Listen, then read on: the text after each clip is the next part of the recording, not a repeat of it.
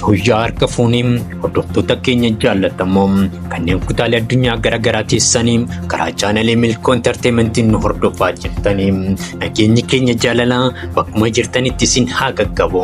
Kun qophii keenya ispoortii torbaniiti. Yoo dhalchan goota dhalchuun yookaan maseenuu wayyaa kan jedhamus waa malee miti. Gooti saba maqaa waamsisaa biyya kuftee lafaa kaasaa dabeessi maqaa sabaa nyaatee biyya hallayyaa buusaa. Kanaaf sabi goota hin qabne hundaan tuffatamaa, sabi goota qabu ogguu leellifamaa. Maarree qophii keenya irraa keessatti milkii giiftiin Oromoo Olompikii Paarisiin gonfatte irratti waan qopheessine isin biraan geenya. Hanga xumura sagantaa keenyatti turtii keessan waliin taasisan affeerraa keenya. Amajjii 1 bara 1993 akka lakkoofsa Awurooppaa deesseensi koomandoo miidhattee nama jabaa tokko sabaaf gumaachite. Magaalaa Adaamaatti ambaasaadarri Oromoo haati dinqii Kitilaa dachee Oromiyaa abuurte.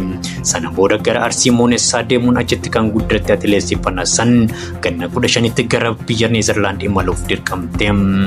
Sabboonummaa maatii ishee irraa kan dhaalte jabduun giiftiin sabaa dirree atileetiksii irratti dinqii hojjetteen guddoo leellifamte. Fakkiin atileet Faaxumaa Roobaa sanyii warra Dibaabaa injifannoo gonfattee addunyaan jedhe ajabaa. Eeyyee injifattuun Olompikii Tookyoo bara 2020 jabduun giiftiin sabaa baranas Olompikii weerarte. Simboon fuula ishee halaalaa kan nama hawwatu ambaasaaddarri Oromoo biyya Neezerlaand fiigdu atileetii Fanasan Olompikii Paarisiin fiigicha meetira 5,000, 10,000 akkasumas maraatoonii fiiguun seenaa haaraa katabde. Fiigicha meetira 5,000 fi 10,000 atileetota Itoophiyaa fi Keeniyaa irraa tilmaama injifannoo argataniin qoramte. Meedaaliyaa naasaa 2 injifachuun imala ishee bareechite. Kanaanis biyya ishee Neezerlaand maqaa waamsiftee saba ishee Oromoo addunyaa irratti boonsite. Maraatoonii Paaris morkattis injifannoon dabalte.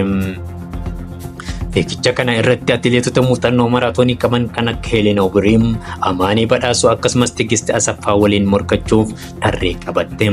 Keessumaayyuu fiigicha maraatoonii kanaan falmiin atileet Tigist Asaffaa irraa ishee mudate baay'ee olaanaa ture.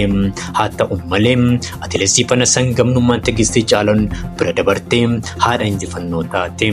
Fiigicha kanas sa'aatii 2 daqiiqaa 22 fi sakandii 55 xumuruun riikaardii tiikii galaanaan qabamee ture. Daaraa Botoroo gooteem riikaardii haaraa Olompikii galmeessite. Olompikii Paaris bara kanaan walumaa galatti meedaaliyaa 3 injifachuun haatirikii hojjette. Kanaanis fiigicha giddu galeessaa hanga maraatoonii injifachuun haadha milkii taate riikaardii Olompikii dhuunfatte. Injifannoon atileetii Fanasan argatte kan isaan gammachiise ilmaan Oromoo kutaalee addunyaa garaagaraa jiran ergaa baga gammaddee meedaaliyaa hawaasan qodaatiin jiru. Meedaaliyaan gurguddoo addunyaa mataa odoo gochuun milkaa'ina atileetii Fanasan leellisaatiin jiru. Giiftiin Oromtichaa haati dinqii danuu akkuma bareedduu Oromoo bilillee gaarreen Awurooppaa irraa iftee mul'atte ija miidiyaalee addunyaa boojjite. Mortum kan horosilas horam milkiin intala Oromoo akkuma itti fufettee jira. Milkiin giiftii Oromoo kan isaan hinaafsise miidiyaaleen Habashaa wajjin dirree miidiyaa dhibbisanii sababoota 9 lakkaa'anii waan qabatanii fi dhiisan wallaalanii. Dhiisarraa damma hin eegan akkuma Oromoo mammaakee jedhem waca isaanii taajjabbiin bira kunneen. Maarreem akkuma gootichi qixxee miliyoonaa aartistaa Haacaaluu Hundeessaa jedhem karaa deemtuun wajjin waa'ee goota haasofnaa oolmaa goota haasofnaa jechuu filanne. Keessa keenya gammachuu ulfaa'an injifannoo atileetii Fanasan leellisuu itti fufne.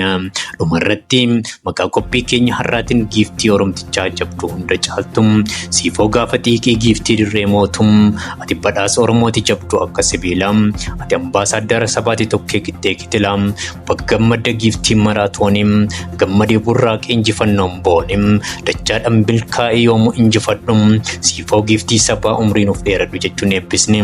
Qophii keenya goolabuuf dirqamna. Qophii kana qopheessee kan isin biraan gahaa ture Milkeessaa Galatooti. Turtii keessan wajjin qabaattaniif galanni keessan dachaadha. Horaa bulaa deebanaa.